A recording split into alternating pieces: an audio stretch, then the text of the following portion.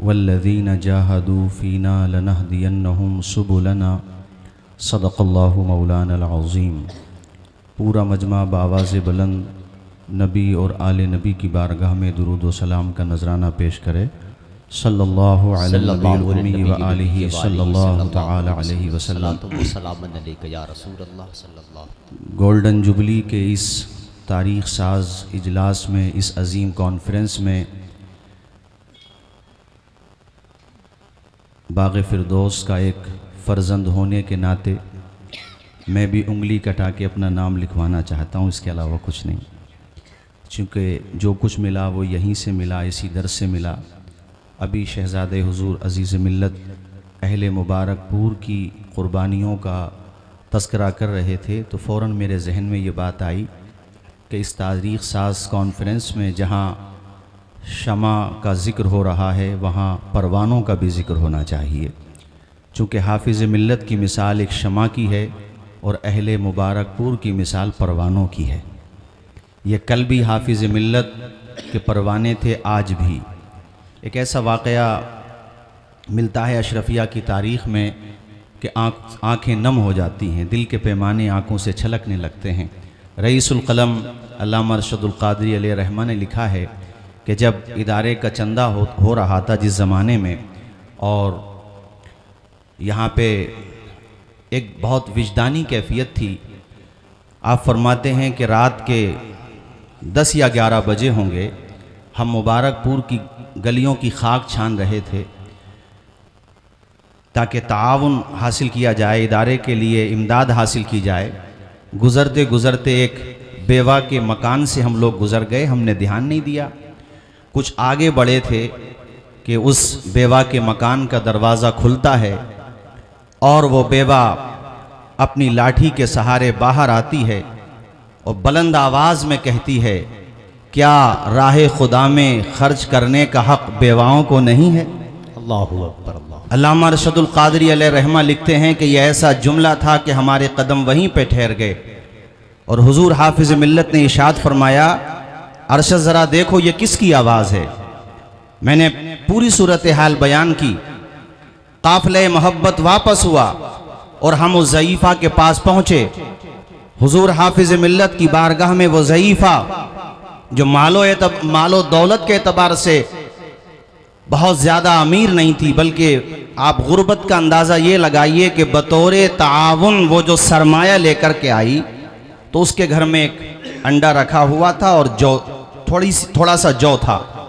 उसने अर्ज़ किया, हुजूर ये मेरी तरफ से तोहफ़ा है, मगर ये अहले मोहब्बत हैं, ये सिपह सालार थे काफ़िले मोहब्बत के। ये जानते थे कि अल्लाह ताला तुम्हारे चेहरों को या तुम्हारे माल को नहीं देखता, वो तुम्हारे दिल के हाल को देखता है। न दौलत देखी जाती है, न सूरत देखी जाती है, वहाँ तो मांगने वालों की नीयत देखी जाती है। इसका असर इतना हुआ कि आस पास के लोग भी जमा हो गए और जो काफ़िले मोहब्बत में शामिल थे सब ने ये कहा कि हुजूर इसने जो बतौर ताआवुन ये अंडा पेश किया है, गोया के इसका कुल सरमाया है, इसको नीलाम किया जाए। मुबारकपुर वालों, गोल्डन जुबली के मौके पे तुम्हारा तस्करा न हो, ऐसे कैसे हो सकता है? तुम्हारी कुर्बानियों का जिक्र न हो, भला ये कैसे मुतसव्वर हो सकता है? उसको नीलाम किया गया, एक के बाद एक इस तरह से नीलाम। और 75 रुपए में एक बहुत अमीर साहब ने उसको खरीदा। उन्होंने फिर उसको पेश कर दिया इदारे के लिए, फिर उसको नीलाम किया गया। इस तरह से 3 मरतबा उसकी नीलामी हुई और फिर वो सारी की सारी रकम उस बेवा के नाम पे डाल दी गई। माशाअल्लाह, यानी ये गोया के उसी का ताउन है।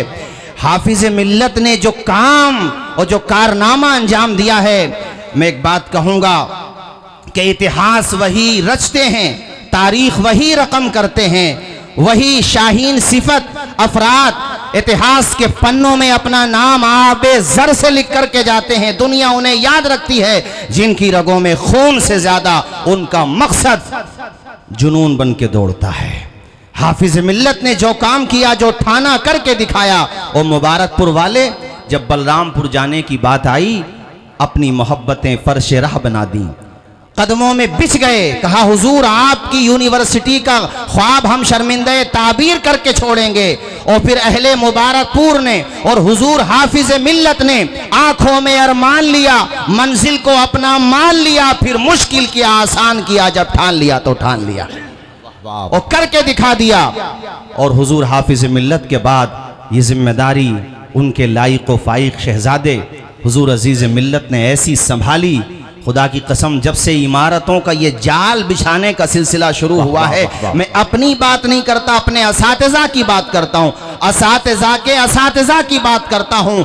जिस दिन से इदारे में तामीरी काम शुरू हुआ है आज तक रुका नहीं है, बल्कि जैसे जैसे वक्त गुजर रहा है वैसे वैसे तामीरी काम बढ़ता चला जा रहा है। सुभान अल्लाह, सुभान। यानी जो मिस्त्री हजरात हैं बाज़ाब्ता उन्होंने यहीं पे मकान बना लिए कि कहीं जाना तो नहीं है। जो मिस्त्री थे उनकी आल औलाद यहीं पे काम करने लगी। हुजूर अजीज मिल्लत ने भी अपने जोहदे मुसलसल, अपनी कारकर्दगी और अपने इखलास, अपने इस्तिक़लाल से ये साबित किया है कि लाख अंधेरे रोके मेरा रास्ता, लेकिन मैं जिधर रोशनी जाएगी उधर जाऊंगा।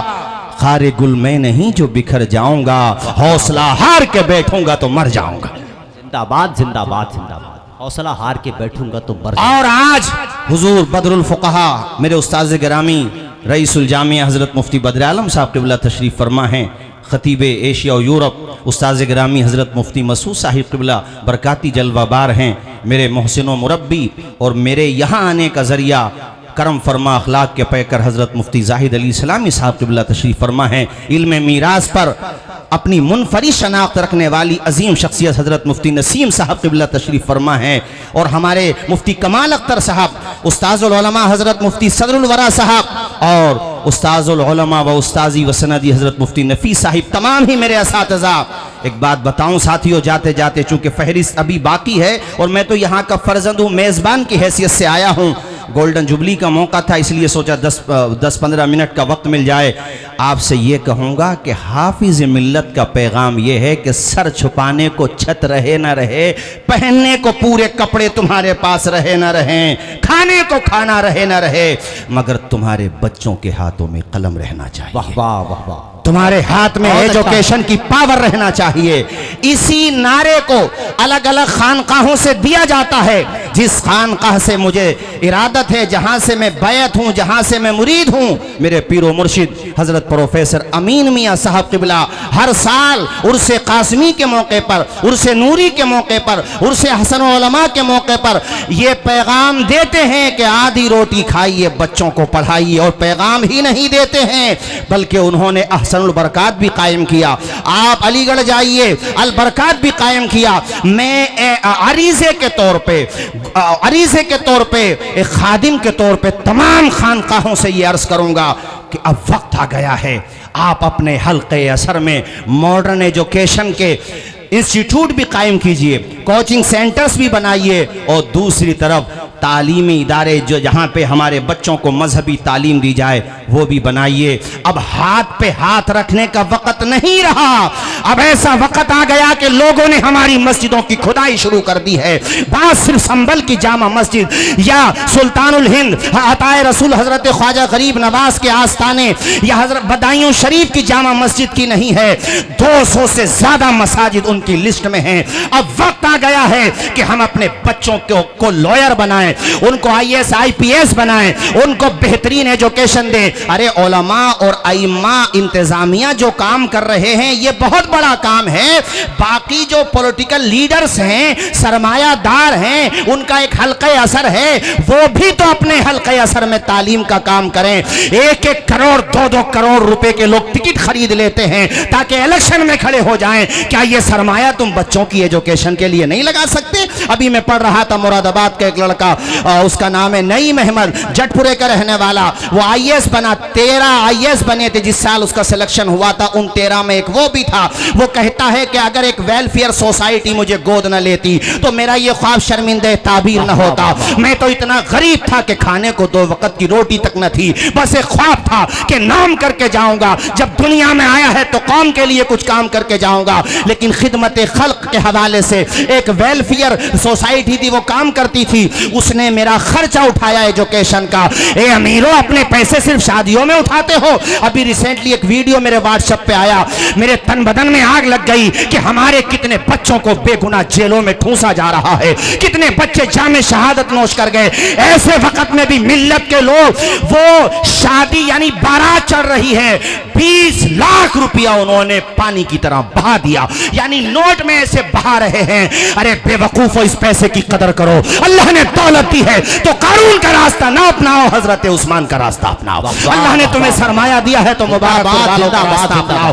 तुम्हें हो क्या गया है? तुम्हें यही पता नहीं है कि जमाने की रफ्तार, कितनी माओ की गोद उजड़ गई, कितनी बीवी, कितनी बेटियां हमारी बेवा हो गई, कितने बच्चे यतीम हो गए। तुम अब भी शादी ब्याह में ये खुराफात कर रहे हो। शर्म आना चाहिए अमीरों। अल्लाह ने तुम्हें सरमाया दिया है। किसी बच्चे का जहन बहुत अच्छा है, वो पढ़ने में इंटेलिजेंट है, बस उसको गोद ले लो, उसके तालीम का खर्च उठा लो। अगर वो आलिम बनना चाहता है तो आलिम बनाओ, मुफस्सिर बनना चाहता है मुफस्सिर बनाओ। और अगर वो मॉडर्न एजुकेशन में दिलचस्पी रखता है, दीन की जरूरी तालीम दिलाने के बाद, पाकी नापाकी फर्ज वाजिबात यानी बुनियादी तालीम दिलाने के बाद, वो जिस फील्ड में जाना चाहता है उस फील्ड में उसको लगा दो और उस बच्चे की उंगली थाम लो। कहो बेटा, सरमाया हमारा काम करेगा, दिल दिमाग तुम्हारा काम। वाह वाह वाह वाह वाह, जिंदाबाद जिंदाबाद, बहुत अच्छा पैगाम है, सुभान अल्लाह सुभान। और एक बात और सुनो, मुबारकपुर आसपास से आए हुए, बलरामपुर से भी काफी लोग आए, और बलरामपुर अल्हम्दुलिल्लाह मेरा काफी आना जाना होता है।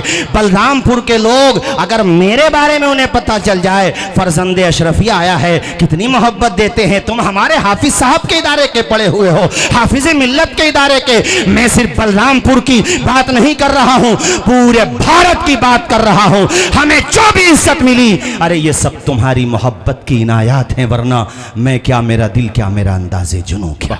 ये जो भी मोहब्बत है, ये दरअसल सदका है हुजूर हाफिज मिल्लत के दर का। ओ भाइयों, अमीरों का संगम इल्म के साथ बने। और याद रखो, एक मुफक्किर ने कहा था, तुम्हारा दिमाग पैराशूट की तरह है, अगर उसे इस्तेमाल नहीं करोगे तो वो खुलेगा नहीं, अगर उसे इस्तेमाल करोगे तो बहुत तरक्की कर जाओगे। ये तुम्हारे करीब में बनारस 80-90 किलोमीटर वहां रहा साहब टिबला, वहां का लड़का नाम था उसका गोविंद जायसवाल, रक्षा पोलर था उसका बाप। वो खुद कहता है कि रक्षा चला के हमारे घर का खर्चा चलता था। कहता है कि इतनी गुर्बत थी, लेकिन एक दिन किसी अमीर लड़के से दोस्ती हो गई, स्कूल में पढ़ता था, उसके घर पे वो गोविंद जायसवाल पहुंचा। कहता उस अमीर बाप ने अपने लड़के को डांटा कि इसके कपड़ों से बदबू आ रही है, पसीने से बदबू आ रही है, अरे तुम अमीर ज़ादे हो, गरीबों से दोस्ती क्यों करते हो।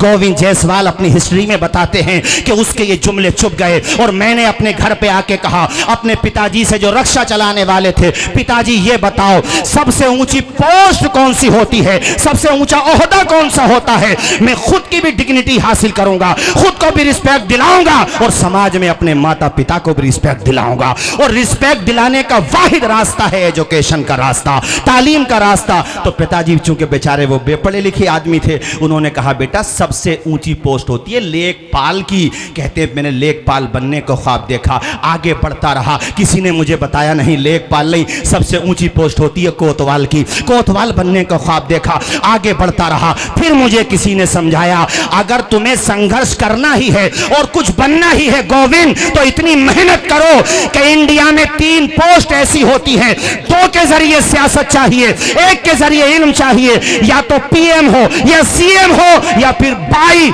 एजुकेशन डीएम हो। बनना है तो डीएम बनो, मेहनत करो। कहते मैंने मेहनत की, उधर मेरे पापा के पांव में सेप्टिक हो गया था, उनसे चला नहीं जाता था। वो लोगों इससे मोटिवेट होके जाना, एक जज्बा लेके जाना कि हम हाफिज मिल्लत के उर्स में गए थे और ये विजन लेके आए हैं कि सर छुपाने को छत रहे ना रहे, पहनने को जूता रहे ना रहे, मगर हाथों में कलम रहना चाहिए, एजुकेशन की पावर रहना चाहिए। जिस इंसान ने मेहनत की, संघर्ष किया, जानते हो गोविंद जायसवाल कहता है 2 वक्त का खाना नहीं खाता था, 1 वक्त का खाना 2 वक्त में खाता, आधे कप चाय पीता था, ट्यूशन पढ़ा के अपनी फीस का खर्चा निकालता था।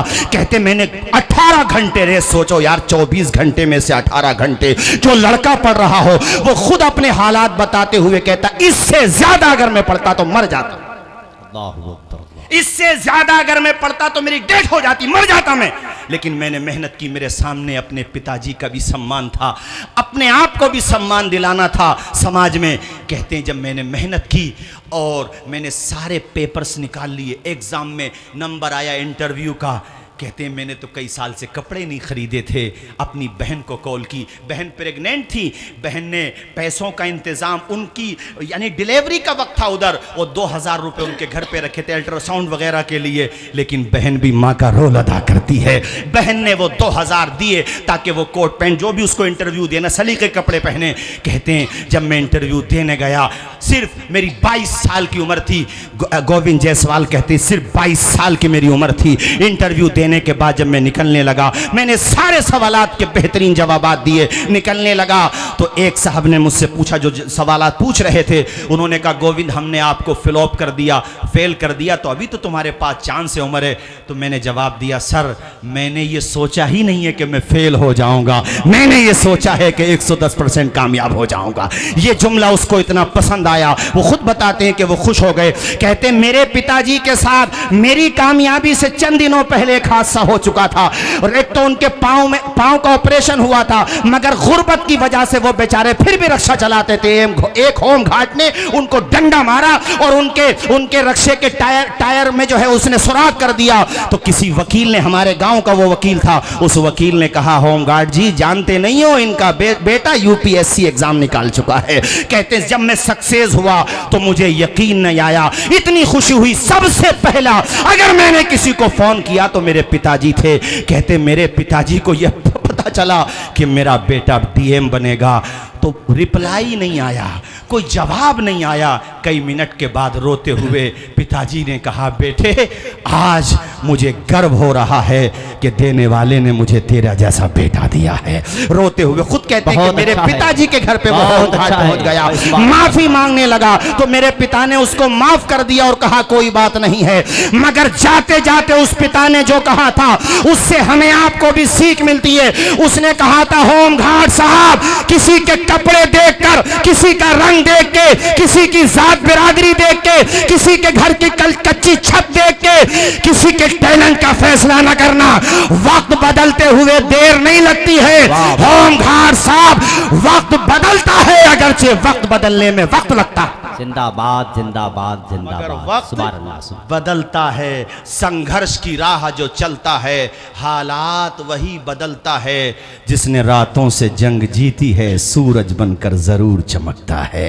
हाथ उठा के जरा मेरे साथ बोलो आधी रोटी खाएंगे, पूरा मजमा बोले मेरे साथ, बच्चों को पढ़ाएंगे। आधी रोटी खाएंगे, बच्चों को पढ़ाएंगे, जोर से आधी रोटी खाएंगे, बच्चों को पढ़ाएंगे। बच्चों बस यही मेरा पैगाम था, यही हुजूर हाफिज मिल्लत का पैगाम है। और एक बात और गुलाम रब्बानी भाई जाते जाते मैं अर्ज कर दूं कि हाफिज मिल्लत के उर्स से बाकी आरास करने वाले इंतज़ामिया को ये सीख भी लेना चाहिए कि यहाँ जब आज़ान होती है तो मस्जिद नमाजियों से लबालब हो जाती है। अच्छा। यहाँ जब आज़ान की सदा बुलंद होती है तो दीवानों का हुजूम अजीज़ुल मसाजिद में उमड़ पड़ता है। अल्लाह की कसम असलाफ की यादें ताज़ा हो जाती हैं। सरों का हुजूम देख के साहिबो आखिर में कहूँगा उर्से अजीज़ी का पैगाम नमाज़े बाजमात का एहतमाम यहाँ भी और यहाँ से जाने के बाद भी,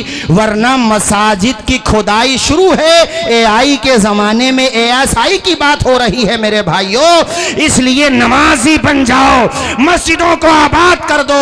और मैं तो कहता हूँ एतकाफ़ की नीयत से वहीं बैठ जाओ नंबरवारी से, ताकि सामने वाले सोचे यार ये क्या कर दिया।